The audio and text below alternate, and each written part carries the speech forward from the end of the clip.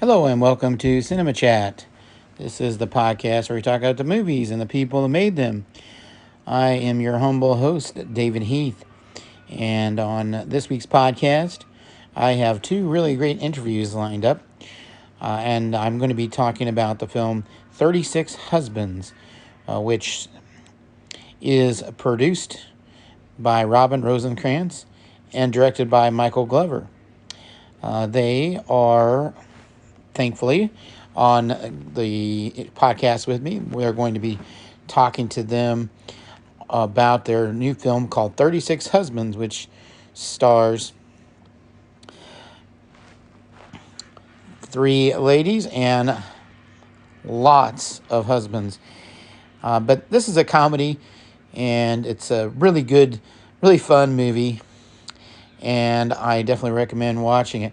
I had a chance to interview Robyn and Michael both together, and then the next interview will be with Roberta Bianchini, and I talked with Roberta about being a part of the film, and so I've got two interviews lined up, and here is the first one with the director, Michael Glover, and the producer, Robyn Rosenkrantz. And they are also part of the Bright Blue Guerrilla team. And they make lots of really fun music. And so I definitely recommend checking out their music as well. Okay, so I am here with the Blue Guerrilla team, Robyn Rosenkrantz and Michael Glover. Thanks a lot to both of you for coming on here. Sure thing, David. Glad to be here. Thanks for having us. Absolutely. Well, you folks, of course, just made a movie called 36 Husbands, just coming out October 20th. And so, first, tell me all about it. Well, 36 Husbands is the seventh Bright Blue Guerrilla film. That's, Robyn and I are Bright Blue Guerrilla, like you said. Mm-hmm. And Bright Blue Guerrilla started as a band, but then we slowly got into films, and we've been making feature films. So it's our seventh feature film. 36 Husbands is a mystical, musical, romantic, kung fu spy comedy. If you can figure out that genre. How many more genres can you get? There were a lot. When I watched it, I saw a little bit of. It's a lot of fun. How did the two of you actually decide that you're going to get into show business? Well, Michael and I, we've both been musicians all our lives, from when we were really small. And my dream always was, to write songs, to sing, to play guitar, to travel the world. And I knew what I wanted to do, from a very young age. When I met Robyn, I was, we were both playing on a stage at the Sunset Strip in one of the clubs in Hollywood. And shortly thereafter, we got together. And one morning over a meal, we were talking, and Robyn said, let's quit our jobs and sell everything we have and just buy one-way tickets to Europe. And I said, great idea. So we literally sold everything we had, and we got our backpacks and guitars and started touring Europe. That was in 1990, believe it or not, 30 years ago. 30 years. So we've been touring the world ever since, making music and also feature films. Yeah, and then how did the bridge happen from the music to the feature films? What was the opportunity or idea there at the beginning when you made your first films? Yeah, that's a good question. Well, Michael and I have both always loved movies, and ever since we met, we've been, watching movies. And Michael has been a writer, writing plays, writing screenplays, and, reading lots of books all the time. So the neat thing is when we were traveling around Europe, we traveled by train. And on trains, you have lots of time to come up with story ideas and to read books and to write things. And so I started writing short stories and plays and things between our shows, because there's a lot of travel time. And I ended up winning a playwrights contest at Eugene O'Neill Theater on the East Coast, in Connecticut, their homestead. other theater companies picked them up. And then Robyn says to me one time while we're in L.A., she said, why don't we make a movie? We know so many actors, and you're already writing screenplays, basically. Well, except, David, there was a step that happened. So, we were in Europe for a long time, touring, doing concerts. And I said to Michael, well, let's go back to L.A. for a while. L.A. is where I grew up. And, let's get our music into movies, and let's start acting, because I'm really into acting as well. So we ended up getting into a movie with Alec Baldwin and Matthew Broderick called The Last Shot. Oh, names that you threw out there, too.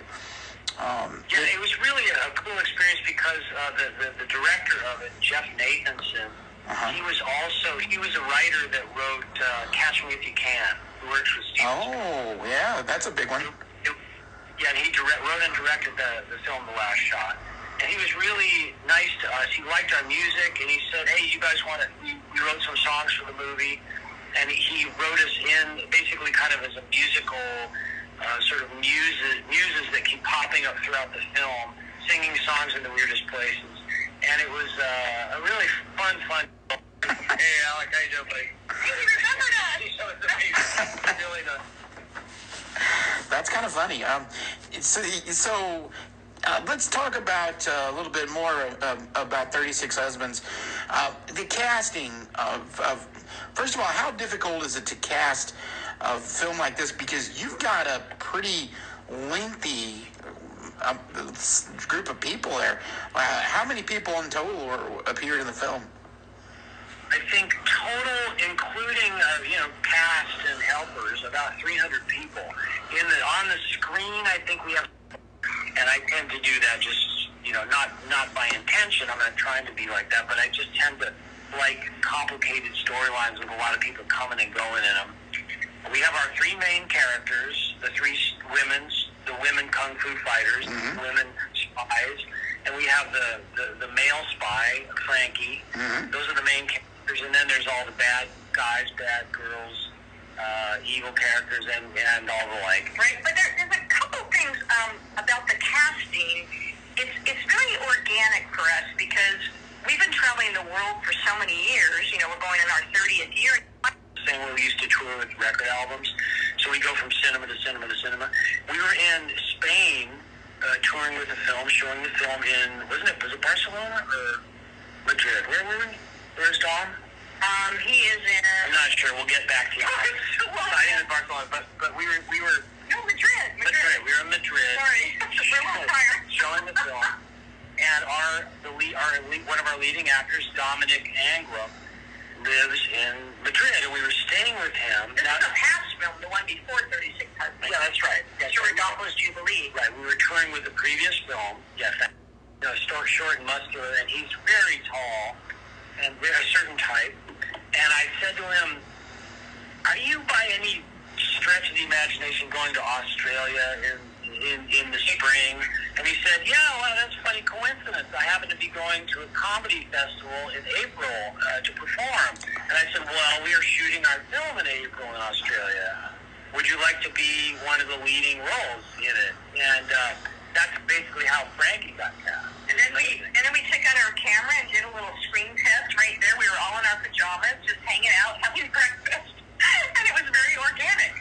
Yeah, we knew he was good, and we knew he was the right type. So we tested him, and everybody was so happy. Yeah, I was going to comment about him, Dominic, as Frankie.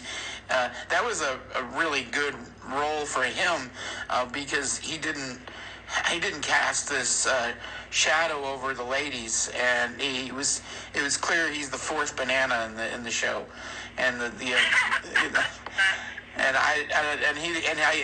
it looks to me like everybody was really enjoying themselves. Do I get that right? You did get that right, and the nice thing is that they grew into a few of us knew each other. We knew each other, but there were some new friendships that were made, and they bonded so well. And the nice thing was there was such a long rehearsal period with kung fu and those kind of staged choreographies that they knew these scenes so well that by the time we got to filming, it was just like, for me, it was like watching real spies have a real fight, but I was just filming it. It was so cool. Yeah, that was great. See, what was really cool, David, was for this movie, you know, part of the casting process, Michael said, you know, we want to pick the four main actors who also have production experience or are willing to learn new skills. And so that's how we picked the four main actors, because we said, hey guys, we're going to make this movie. You're going to be the core crew. When you're not on camera, you're going to be helping on lights and sound and camera and catering. And we're going to spend 5 months together traveling the world, making this film, building the props, doing location scouting, doing the catering. So we became like a little family.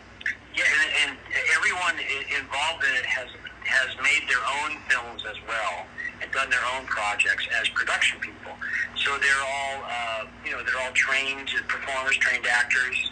Dom's a trained actor, comedian, and Krista, the one that plays Krista, she's a director. She's actually a director. She directs a lot of stuff, and she's a very good production person.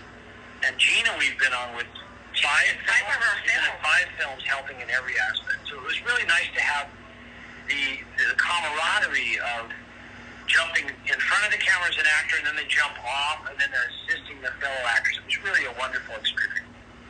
Yeah, it really does give off. You know, you can watch a film where there's no chemistry between the actors, and you can see it flailing, a little bit sometimes with movies. Yeah. Especially with smaller productions, because people are often cobbled together, and it's like, okay, let's pick a guy off the street, that kind of thing. Whereas this production, you got people that are really good actors, and they had comedic timing, and they looked like they were doing what they were supposed to be doing, but they also looked like they were having to get that vibe going, because this is a fun movie. And the thing is, when I was right before I met Robyn, I was in a punk band, and we toured the country a lot, and we had the same record producer as the Ramones and Blondie, a guy named Craig Leon. Oh yeah, he's a very cool guy and a great record producer. And he's the one that told us one day, you have to have fun while you're doing the record. If you have fun while you're playing it, it's going to get to the vinyl. If you're having a terrible time, it's going to suck no matter what. And so many of the people don't really connect with the project they're working on. They're doing it for the paycheck. A lot of times they don't even know what it is. Honestly, I talk to Grips and stuff like, what are you wearing? Oh, I think it's a detective thing. I think, I'm not sure if it's either a fireman movie or the guy's working on the film. He doesn't actually. Right. He just knows he has to move the lamp from here to there and flip it on at a certain time. Right, but the neat thing about our project is everybody's there because they want to be. They're not there for the paycheck. And so it really creates a special atmosphere on set. And everybody, they're just willing to work really hard, and we feed people really well. 3 hours. But yeah, I know what you mean. Yeah, how it can. What's that? We toured it quite a bit. I was going to say we toured it quite a bit. Yeah. And Gina, the actress you're going to talk to, she's Italian. Uh-huh. And so is our costume designer, Beatrice Paolo Fini. She's an award-winning costume designer. And so whenever we're touring with the film, so also Hilario, there's 3 Italians, and also Ariana is Italian. Oh, yeah. We have a lot of Italians involved in this movie. Yeah, and so whenever we go down there, with the films, that is a fun experience, because we're going with our Italian group, and they're all introducing us to their friends and showing us the best places to eat and taking us to their favorite. It's really, I highly recommend going to Italy with an award-winning costume designer if you can. Yeah. Well, there you go. Well, let's go to the subject of the sets. I didn't count, but you had, for an hour and 23-minute running film, you had a double-digit sets, right? You mean how many sets we had? Yeah, how many different sets did you have total? Because it was a lot. Well, we filmed in, Australia, Los Angeles, Berlin, Frankfurt, Dortmund, Paris. Yeah. So we were in a lot of different cities, a couple different countries. And what was amazing, locations, of course, that can be really expensive with filming, but in the way we do it, again, because we've been traveling the world for 30 years, we meet interesting people everywhere we go who want to support the arts. And so when we see an interesting location, we say, hey, can we shoot on your property? Can we shoot, at your sheep farm or on your ranch or in your castle? When we find an interesting location. So we're able to get a lot more locations than the average indie movie because people invite us in. Yeah, and that's one thing that I've learned writing the films, and also from a director of photography we worked with on Mr. Jubilee. On the last film, Tomic. Great director of photography, but he was so picky about the locations and how it looked on camera. And that's one of the things I'll always thank Tomic for that is he taught me the importance of that. So when we shoot we pick a location, it has to have depth, it has to look really great on camera, and it has to add to the story in some way. So we're very fortunate that, like Robyn says, that we're artists, and we have so many crazy artist friends that live in strange places and that do things like one artist we know, he runs that castle where we shot the training camp. Normally that would have cost us, way too much money. One of those locations would have cost us more than we spent on the whole movie. But because we're an underground artist collective, people really understand what we're trying to do, and that it's uplifting, kind of fun art we're making, and so they really pitch in. That's really great, and it sounds like the two of you have the know-how and to do things like that. Let's see. Now, I wanted to ask you what you've got a lot of different vibes coming through this movie, and I mentioned it earlier. One of the things that it does remind me of, I feel like you two were watched those Sid and Marty Krofft shows in the 60s and 70s. Am I wrong there? Because I really feel like some of these. Are you talking about like H.R. Puffin? Yeah. You're playing the music, and then you intersplice that with a scene, and then you go back to the music. It's a fun thing to watch. Am I wrong? Definitely subliminally in there, because I did used to watch those shows. That wasn't a conscious choice, but it was definitely that era that I was trying to promote. But I used to watch those shows. I know what you're talking about. Yeah. We're a couple of big kids, Michael and I. Like, people, what does somebody describe our movies as? They're like... Oh, it's like adults acting like children, kind of, in a way, but in a positive way. Right. Yeah, you've got the bright blue grill of the band playing, and then we're the next thing we see are all these martial arts, and it's I felt like there's a little bit of that Sid and Marty Krofft and a little bit of Charlie's Angels going on there, but it's a lot of fun. It's a lot of fun. What about editing the film? Now, who was in charge of that? Yeah, I do essentially all the editing. I do the initial sound mixing, and then fortunately we have a great friend in Germany, Heiko Gegner is his name, and he is a master editor of sound and a master mixer. So he mixes major films in Germany, and he's a friend of ours, and he's fond of our work, and he mixed that for us, and it's a great sound. But Michael is editing on a laptop, It's amazing what you can do with technology these days, and so he'll work on the editing, and then I'll come in and take a look, and then I'll make suggestions. So we kind of do it together. Like, he does the technical part, and Michael also does the camera. And, we learned how to do all the jobs out of necessity. We said we can sit around and wait for someone to discover us, or we can just make our own career, make our own art. So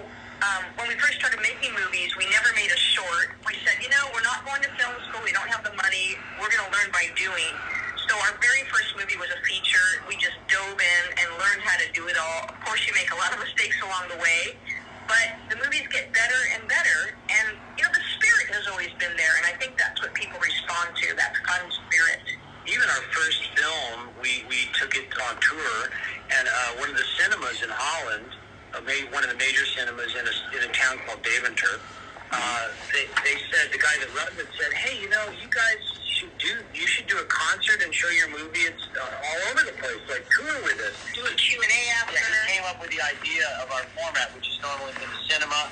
We come out and say hello, we play some songs, we introduce the film, we watch the film with the audience, then we do a question and answer after. That's how we tour with it, and it's been a great way to distribute. Right. Oh, and one more thing, David, I'll say, part of the learning process, editing process, is because we tour with the movies, we watch our movies over and over and over and over with so many audiences, but it is the best way to learn. Yeah, the first month or two of touring with it is I'm making small tweaks to the edit to see, I think I'm killing this laugh by coming to the next line too quick, or various things, and then I test it with the next audience, So it's really a wonderful organic way, because to me the audience is king. I love it when reviewers, like our films, but it's the audience. That's who I'm playing to. Where somebody can sit down and really enjoy the film. That's what I'm after. Right, and that's you've got a good concept. It's very obvious.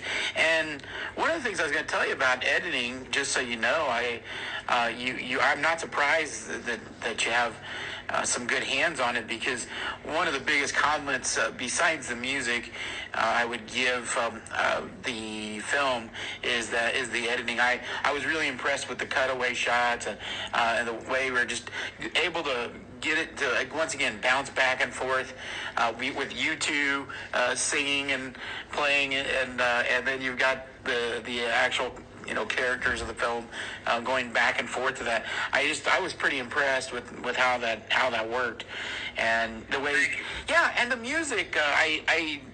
We of course want to talk about the music. This is one of the best soundtracks, and I'm not pulling your chain here. It's one of the best soundtracks I've ever heard. You wrote all of it, right? And performed all of it, right? Yeah, all of us. Robyn and I wrote all of it, except for one song by Joni. By Yoni did it. Jonathan. The classical guitar piece. Yeah, there's one classical guitar piece. He's our very young assistant. Art director. He's a great artist. He's a German kid, a young guy. And he's also a great classical guitar player, so we said, hey, why don't you write a piece for that scene? Yeah, and he came up with that one of the beautiful scenes where the main spy, Krista, it's the first time we see her, I think, and she's entering this cocktail party, and we hear a classical piece. But that's the only non-Brett Gorilla song. The rest is ours. And what we wanted to do is make sure that the lyrics of the songs were part of the film, that they moved the film forward, that they had something to do with the story. So we have a song about, radiation, and they're comedy songs, too. We have a song about... It's like social commentary. Love Potion number 36, and all these different kinds of things. So we enjoyed it. We had a lot of fun making it. Right, and the music helps keep the pacing of the film. I mean, of course, this is always true if in good films, but the music helps keep the pace going, and because this is a fast-paced film, and it's almost like a roller coaster, where you don't really have very much chance to just if you want to make a sandwich, then you want to make sure to pause the movie, because you don't pause it, you'll miss too much. Yeah, and a lot of people have told us they've watched it a few times, and every time they pick up something different. Michael tends to write with a lot of layers in the films. Yeah, there's usually more than one thing going on at the same time. So you'll see if you watch it. You did watch it twice. Yes. You might have picked up things the second time that you didn't quite notice the first. Because I have to watch it 500 times with Robyn, so I want it to be somewhat interesting. That's the idea. Yeah, there's a lot of visuals, a lot of of sound, and it's really a great film, and I recommend everybody to see this. But let me ask you also about the humor. Who writes most of the jokes that go in the movies? Yeah, I write the screenplays to the film, and so I write everything on that the actors are saying on screen. And there's not really much improvisation in our films because I'm an editor and I'm a director. I don't really like not knowing what we're doing that day. And when you get so many people involved in a project, you really need to know. Everybody needs to know what they're doing. So the improv style of directing and of performing, which some people do in films, I don't really do it. What we do is we make sure that people are having a good time, that they can do the line in a fresh way. And if something's not working in the moment, I quickly rewrite it, and we do it again in a different way until it works. Yeah, well, it is a really fantastic script too, and I really enjoy. My favorite line from the film is where she asks, "What do you know what a pressure point is?" That's great. Hey, speaking of scripts, I just wanted to say this thing. This just happened to us. We were contacted by the Academy. The Academy of Motion Picture Sciences. And they contacted us years ago for Go With The Flow script. Somehow they heard about it, that it was an interesting indie script, and they asked for a physical copy of it for their permanent collection in the Margaret Herrick Library. And so they did that again with the last film, and we just heard from them a week ago, and they asked me for my shooting script with all my handwritten notes and pictures and everything, and they're actually binding it in book form, and it'll be on permanent display in the library, in the Margaret Herrick Library, the Academy Library. So that's really a big honor. That is fantastic. That's pretty great. Let's see. I also enjoyed the bits about the meatloaf, and that was kind of fun too. Especially because we're vegetarians. Oh. And we had to make that meatloaf, and in fact, Dominic England, the wonderful actor who plays Frankie, yeah, he made the meatloaf. But Sharon did. And Sharon did too, a wonderful woman in Australia who volunteered on set. And they made it out of lentils, I think. Yeah, because. And then we ate it later. Yeah, that was our favorite. It was really good. Nothing is wasted on our films. But I don't know if you remember Betty Crocker. If you remember that. Yeah. There was a Betty Crocker cookbook in the 60s and 50s and 60s that had beautiful pictures of things like the meatloaf and bacon wrapped meatloaf and all this funny stuff. So I thought it would be funny to make one of the husbands, sort of nostalgic about that style of stuff, and that's how Gina, the spy, when she's playing the role of his wife, she makes the meatloaf. Now, and you two have done 7 films together, right? Yeah, that's right. Oh, okay. What if you were to point to another film? Well, I obviously we want to watch all of them, but which one would you point to besides 36 Husbands to be a really good?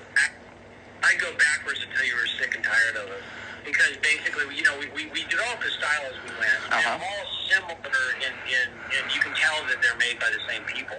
But, technically they got better as we went.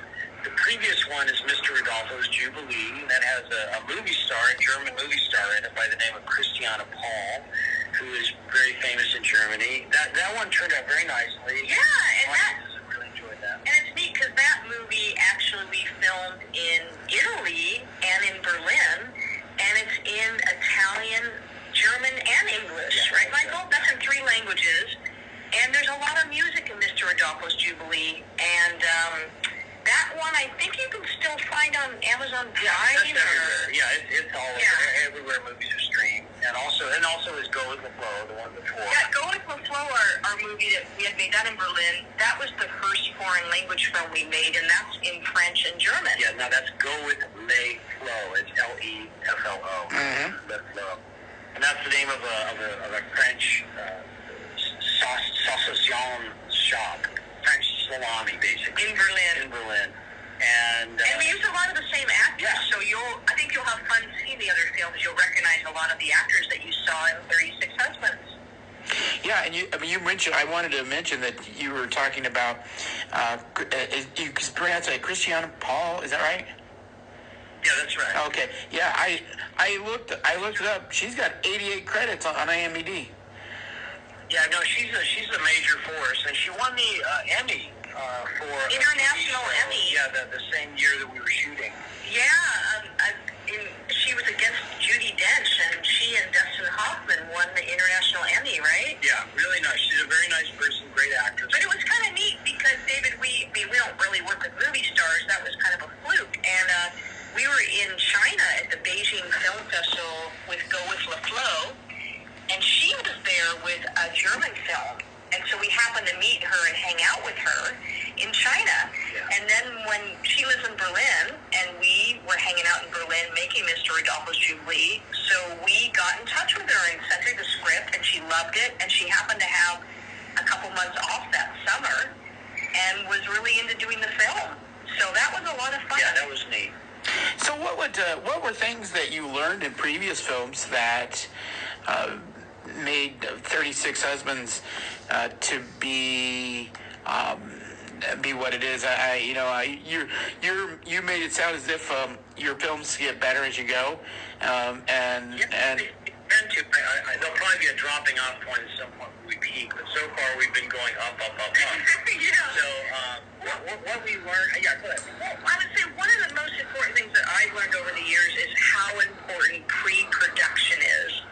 Taking the time, to find the right locations, spend time with the actors, getting to know them. Are they the people you want to hang out with on set? Make sure people have the right attitude. And rehearsing is so important. I think, it's just basically little things. Like, I'm happy to say that truly every film works in its own way. Like I said, even the early ones, they have their fans. We have people that are constantly watching the films, and we get notes from people saying how funny they thought this was or that was. But as an artist, I just, the technique gets better as you learn. Just like if you're a musician, you're playing show after show after show, if you're making record album after record album, then, you just kind of figure out what you're doing and you get a little bit better. That's kind of how it is. But one of the things that I think has gotten better and better, Michael and I, we've been married we celebrate 29 years this year, and together 31, and of course, the more time you spend with someone, you keep getting to know them, you become better and better friends, hopefully, right? It goes in that direction. But Michael and I are best friends, and we've learned how to work together. I think, we've always, our very first rehearsal when we were writing a song together, I remember we had a big fight. Yeah, I remember the 31 years ago when we were rehearsing a song, I said, I don't think we can work together. But we've both learned how to relax more on set. I think that's gotten better and better and better. And, the friendship, the respect is there. But really, just relaxing, giving each other space, and listening to each other's ideas, we become, calmer on set. Yeah, that's been good. And that's sort of that calmness and that calm sort of authority of just seeming like you know what you're doing really calms everybody down, and it creates a great atmosphere on set. So check out some of the other films and see what you think. But you'll see a common thread, a common vibe, but you might see that they tend to just change a little bit from picture to picture. Right, but one last thing on this subject, David. One of the things we did different on 36 Husbands, in the movie you saw meditation and kung fu. There's like a spiritual undertone. Well, in this movie, we actually meditated together with our actors before we started shooting. Yeah, on set. That did help. And that was pretty neat. It really kind of connected everybody, centered everybody, calmed everybody, and just gave it the right vibe. Yeah, that was neat. Yeah, and everybody everybody definitely was in tune with, and in sync with each other. It's very impressive. It's a very impressive film, and I'm going to tell you, right now, and hopefully, well, there might not be a particular director or directors that are listening to this, because I've interviewed, I think, somewhere close to maybe 12 directors, and some of the movies are not as good as the others, and this one I'm very impressed with. And so let me ask you, are there particular directors, Steve, that you are really inspired by, that when you're putting a movie together, Absolutely. Yeah, tell me a few. I'm a fan of the 1930s, and there you go. I love Lubitsch, Howard Hawks, Frank Capra, Billy Wilder. He was a student of Lubitsch. He came out of Lubitsch style, and also Howard Hawks, and there's a few modern ones that I like as well, but mostly I just love the way those guys put it together. Howard Hawks, he kind of invented the screwball comedy, and I just love the pacing, and so I usually look to the past when I'm really saturating myself with what I feel is great cinema. There's a few movies in each decade, and modern as well, that are really good, but I just, when I look at the 1930s and 40s, I find a lot of terrific films. They're surprisingly deep, and we tend to watch a lot of old movies whenever we're choosing a movie, and and our goal too really is to make uplifting, family-friendly films. That smart humor, and a kid can walk into the room and not be offended, and just higher vibe stuff. There's enough darkness in the world, and we're trying to lighten things up a little bit. Just so it's not degrading. I mean, we have enough experiences that are degrading these days. I don't think we need to add to that. Yeah, there's a lot of it. That's for sure. I'm really impressed. I'm really impressed. So what's on deck for the two of you? What do you plan to do after all this is done? Well, we're like everyone else. We're trying to figure out what the world is going to do in the next year. So, and we're a live touring act most of the time. So that. Oh yeah. All right. So we're writing, and we're going to be making new songs, and I have several ideas for different films.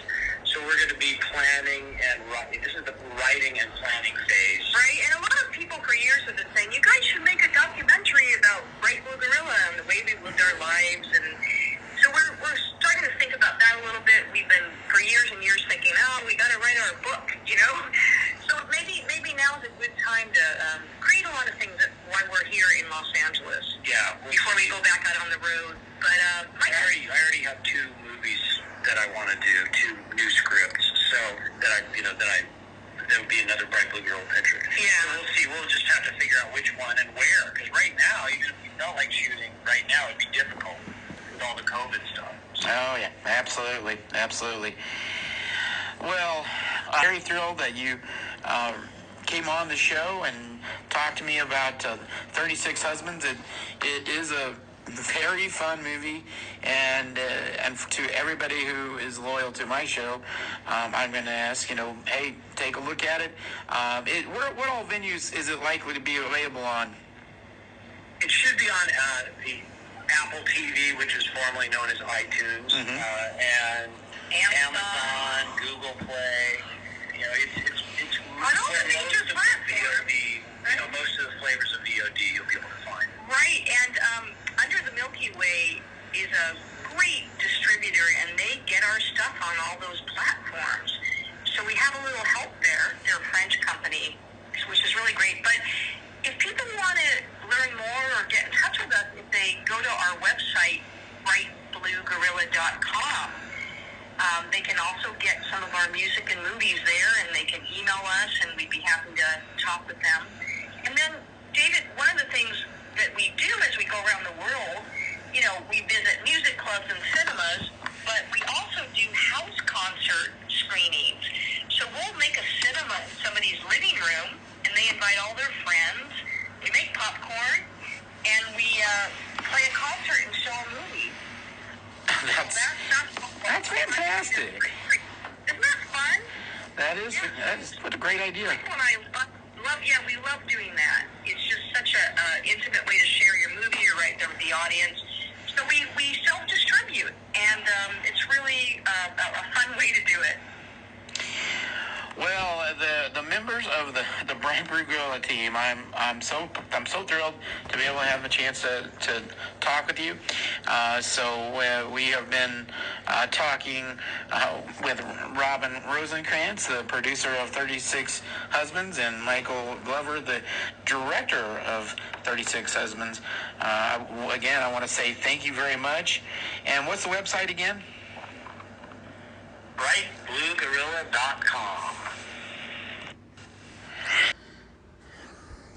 Thanks again to Michael and Robyn for coming on the show. And now for the interview with actress Roberta Bianchini. Okay, so I am now talking with Roberta Bianchini, and she, of course, has a major role in the 36 Husbands film. And Roberta, I appreciate you coming on and talking with us today. Yes, thank you. Thank you for having me. I'm very thrilled about it. Okay. Yes, I'm thrilled to have you. And I spoke with Robyn and Michael last week, and they put me in touch with you, and I really appreciate them for it. How did you get started as a performer? Or how did you know when you wanted to start performing? I started when I was in school, in middle school. I had the opportunity to start with theater, with small roles and so on, and I liked it. And I kept doing things, and then I went to the university, and then I stopped for a little bit. And then later on, when I came to Berlin, I started again doing of theaters, and also doing a lot of workshops. And at some point, I got to know Michael Glover and Robyn Rosenkrantz in the screening of the movie The Mind of Larry Line. I had so much fun, and I said, "Oh my God, I want to be part of this crazy world of filmmaking." And so I started. I talked to them. And I said, I want to be in your movie. I want to be in the next movie. And then all started with them. And from then on, it's my 5th movie with them. So I'm now also a performer for cinema movies. Mm-hmm. And you worked on 5 different projects now with Michael and Robyn, correct? Yes. This is my 5th film. I did the karate film Cafe Lose with English, where I played Italian mafioso. I played in Italian with my co-star Francesco Mazzini. I had such a great time in Los Angeles. We shot the movie in February in 2010, I think, in Los Angeles. And here in Berlin, it was 20 degrees minus, and in LA we had 20 degrees plus, so we had such a good time, first because of the weather, and second because of the story, and I had the possibility to shoot the movie in Italian, and with a great actor like Francesco Mazzini, and we had so much fun also with that movie. It's really, I loved it, and I had to cut my hair for them, so it was really a proof of love to the director, to the movie, because I had to play a man. It was so fun, so much fun. Yeah, and it looks like when you were filming 36 Husbands, you had a really good time. I could tell. Yes. I could tell all the actors there was chemistry amongst all of you. You know, so and you had to take kung fu lessons to play this part, right? Yes, yes, yes.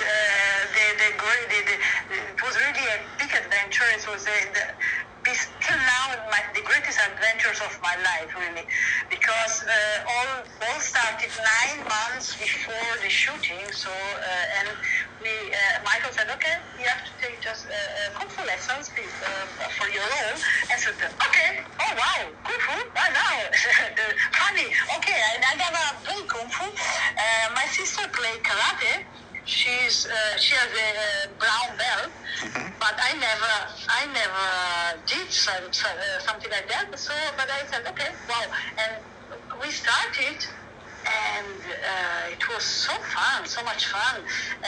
So learning, but from null, from zero, learning the technique so that we can, in 9 months, we were prepared to shoot the scenes so that we look good, in the movie.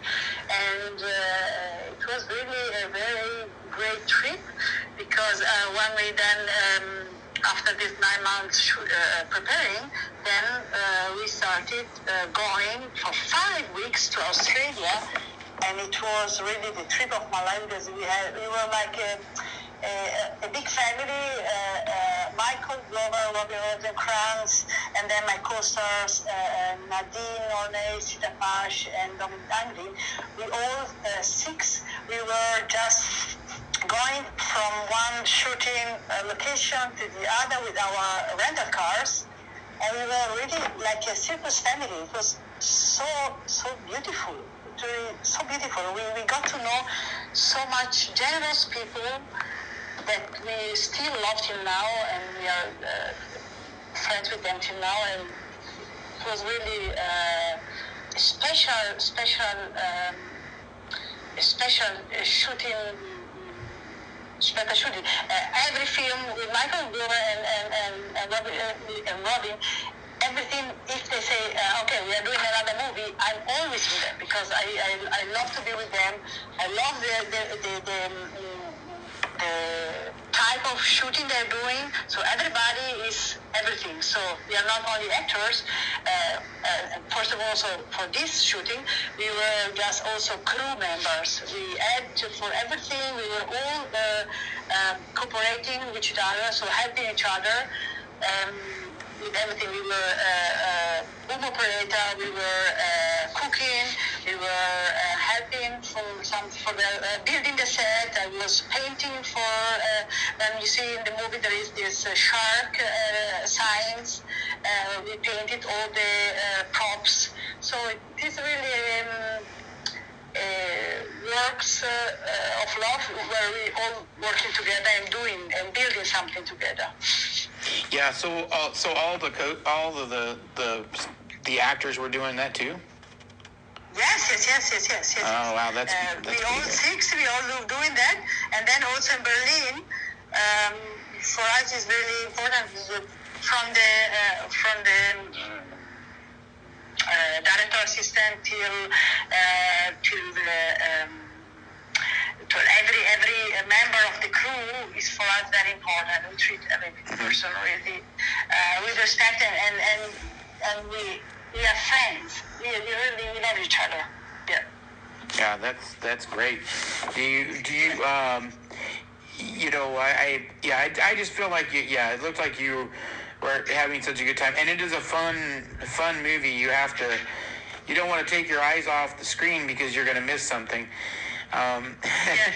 And you have a gift of comedy, though. You're really funny, and I said to you earlier, I thought you had the best lines in the movie. One was the line where you just said, "Hey, Karate Kid," and then you chopped him. And then you had the other gentleman where you said, "Do you know what a pressure point is?" And oops, spoiler alert, but okay. it's just so funny, But yeah, it's just so funny. And then the meatloaf scene, which you said was actually not really meatloaf. It was a vegetable loaf. Yes. Yes, it was incredible. It was so funny because we are looking this boggling, this glong, this, how do you say in English, this chopping to very things that, like a jelly, like a jelly. It was not a jelly from meat, it was a vegetarian thing. Really funny. And at the end of the shooting, we ate this. We were just eating our props. It was fun. So, is it pretty easy working with Michael and Robyn? Yes. I hope. Are they listening now? Oh, pronto. Somebody listening now. They'll be hearing later. Oops. Okay. So I have to how do you say, to control my words. Okay. Now they are really, like you said before, also sweet people. They are loving people. On the set you go there. It's a nice atmosphere.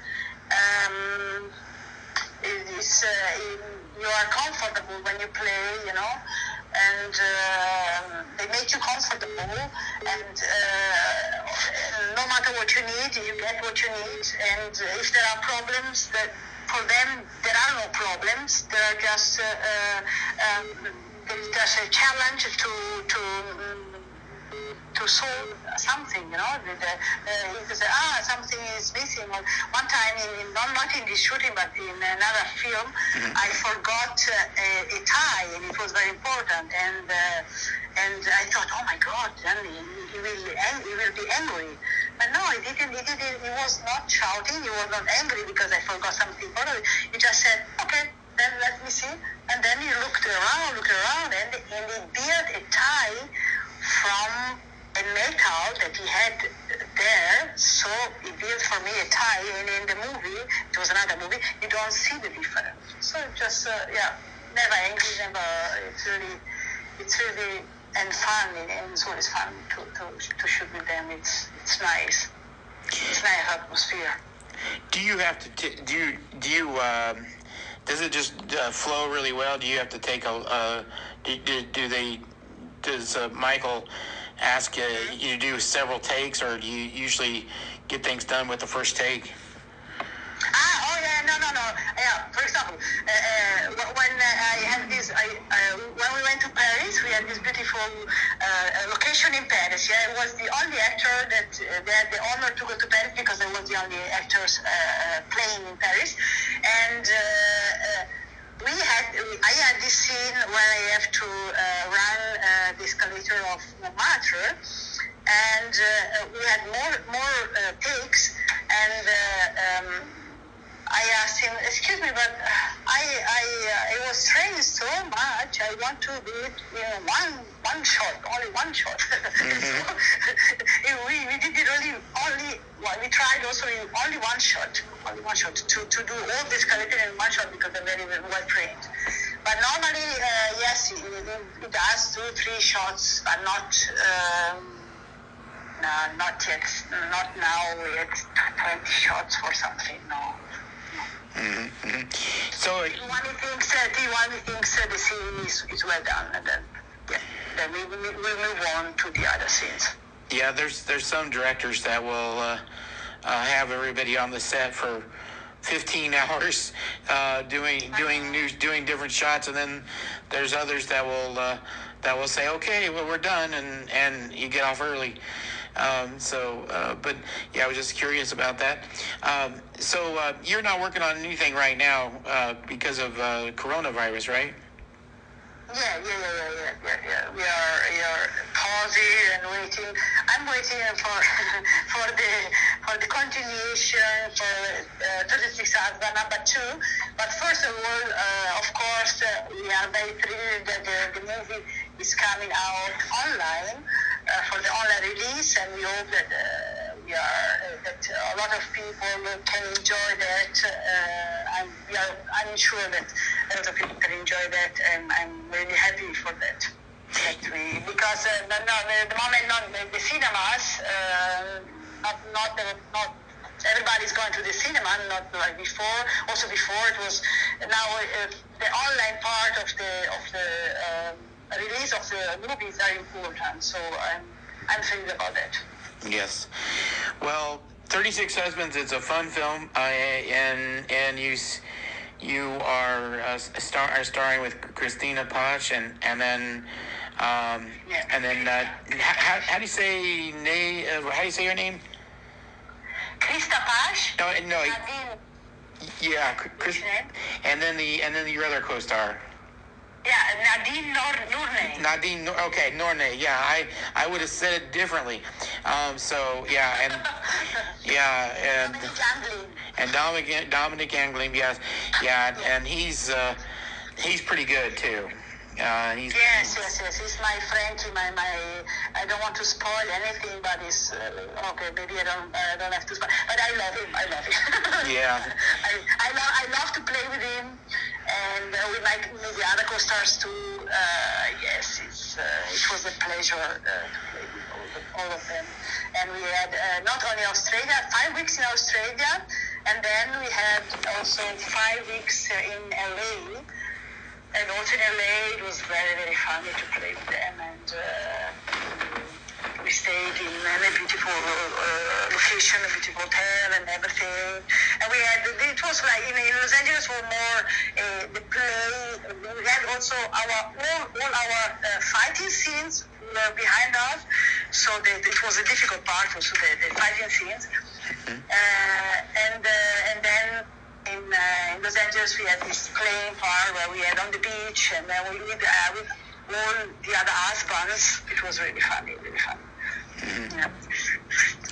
Well, I'm going to encourage everybody to watch 36 Husbands, and you know what I'll do is I will make sure that you get to hear this, and then you'll hear my interview with Michael and Robyn as well, and it's really been so nice talking with you. So I really enjoyed your performance. I really did, and I'm so glad that you came on to talk with me about it, and I'm glad that I was able to. I'm glad that I'm able to promote a really, really good, fun film that's family friendly too. So. Yes. And so watch the movie. For the people who haven't watched it yet, enjoy that, and then put your review in IMDb. We are always asking for that because it's important so that a lot of people can watch it and enjoy it. Yep, I will be posting this on my page. I'll also be posting your IMDb, so people will check out your other films too. So. Oh yes.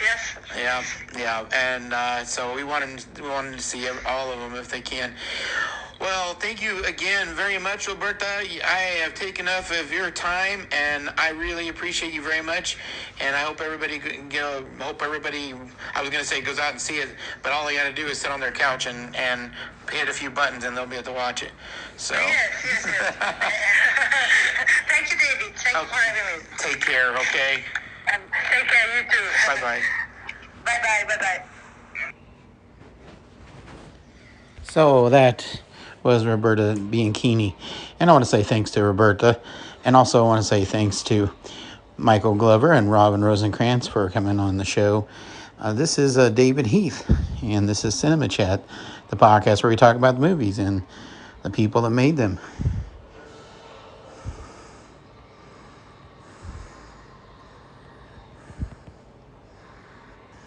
And we've been talking about 36 Husbands.